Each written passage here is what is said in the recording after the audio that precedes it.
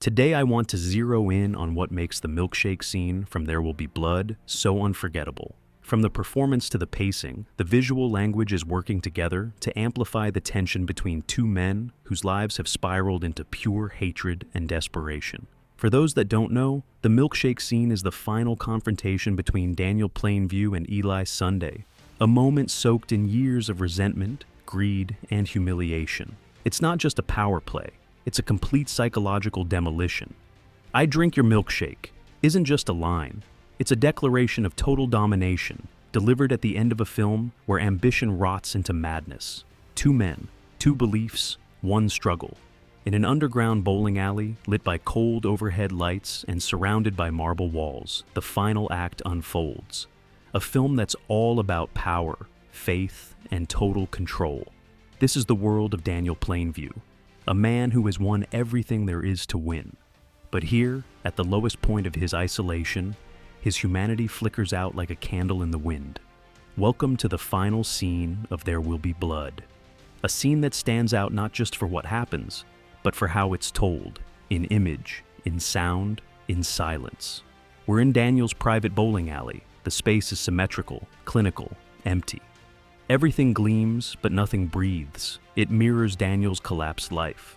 Daniel Plainview, a ruthless oilman, driven by greed, pride, and an insatiable thirst for control, played with unmatched intensity by Daniel Day-Lewis in a performance that earned him his second Oscar. Anderson's camera is completely still, a wide shot. Lots of space around Daniel. He looks small but still dominant, because this is his territory, his kingdom, a tomb of wealth. The absence of music, the long, unmoving frames, we feel it immediately. Something is off. Silence makes every movement count. Every footstep sounds like thunder. Then Eli Sunday enters, the fallen preacher. He steps into the frame like a ghost, hesitant, as if he knows he's trespassing. Eli Sunday, a young, charismatic preacher convinced of his divine calling, played by Paul Dano. Gentle on the outside, but filled with ambition and manipulation within. The camera stays distant. We watch as observers, not participants. That distance emphasizes the power dynamic. This is Daniel's arena. Eli isn't visiting. He's walking into his own execution, though he doesn't know it yet. What follows is a conversation that says more in what's not said. There's silence, friction, tension building like an oncoming storm. Daniel shocks Eli with the news. There's no more oil to be had. "I drink your water.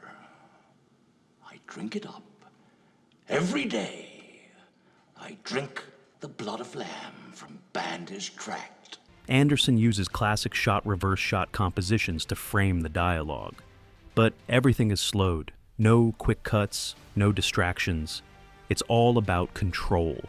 Daniel's face gets tighter and tighter in the frame. His eyes stay locked. The background subtly blurs. He's on his throne, sober or drunk, it doesn't matter. In this scene, he's no longer just a man. He's a god delivering judgment, Daniel remembers. A moment earlier in the film, when Eli forced him in church to confess his sins publicly, to kneel before God. Now, he wants revenge. Literally, he makes Eli renounce his faith. Eli pleads, tries to squirm out of it, but Daniel won't let go. In the end, Eli has to say it. "I am a false prophet. God is a superstition. I am a false prophet. God is a superstition. Say it again.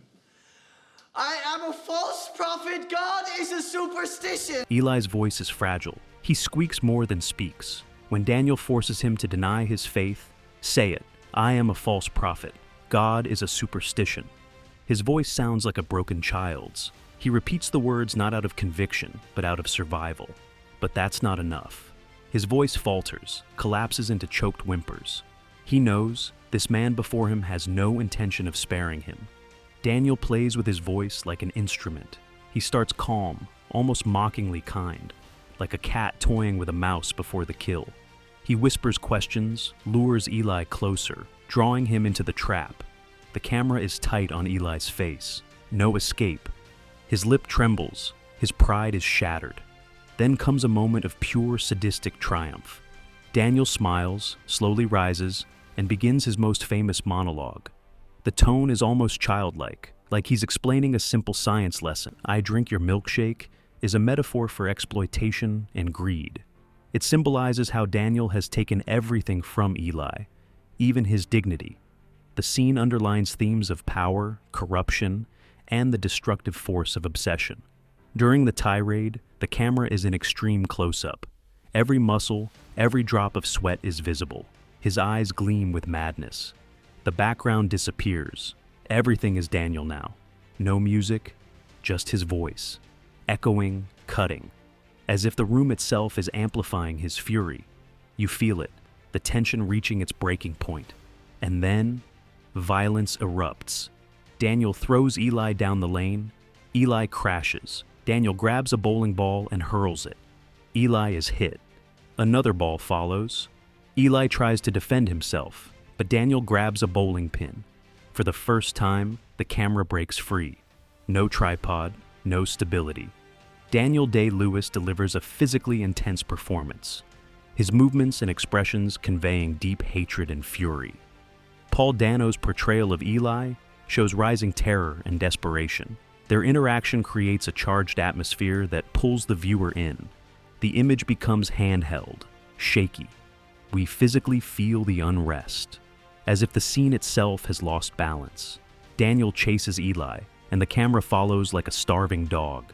His body becomes a force, legs spread, shoulders slumped, chin lifted. His entire posture screams, "I am the god here."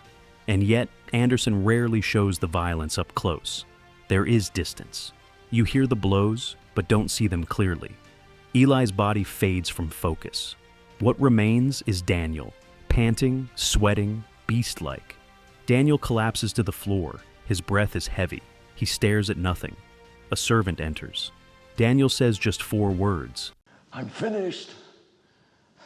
What we see here is a man who has won everything and lost everything because of it. His eyes are dull but menacing. His rage isn't born from necessity. It's the twisted pleasure of total domination. He enjoys Eli's destruction, not because he must, but because he can. There is no hesitation left in him, no mercy, no regret. His humanity has dissolved into oil, power, and hate. And so, the film ends. No music, no redemption, just a man, blood on his hands, lying at the bottom of the grave he built for himself. This isn't a climax in the traditional sense. There's no catharsis, no heroic battle. But what it is a cinematic portrait of the collapse of power. By keeping the camera locked while Daniel is in control, and letting it move only when that control erupts, Anderson makes us feel what power does to a person, how control twists into madness, how a kingdom without love becomes nothing but a hollow bowling alley filled with echoes. And Daniel Plainview, he has everything, but he is empty. His empire is dead. His enemies lie defeated, and yet, or perhaps because of that, his final words sound like a confession. "I'm finished." The milkshake scene is cinema at its sharpest, visual, rhythmic, relentless. No excess, no chaos, only total command. And when violence comes, it feels like both a release and a damnation, a masterclass in control, and the perfect ending to a story about a man who drained the world dry and was left alone in the void he created.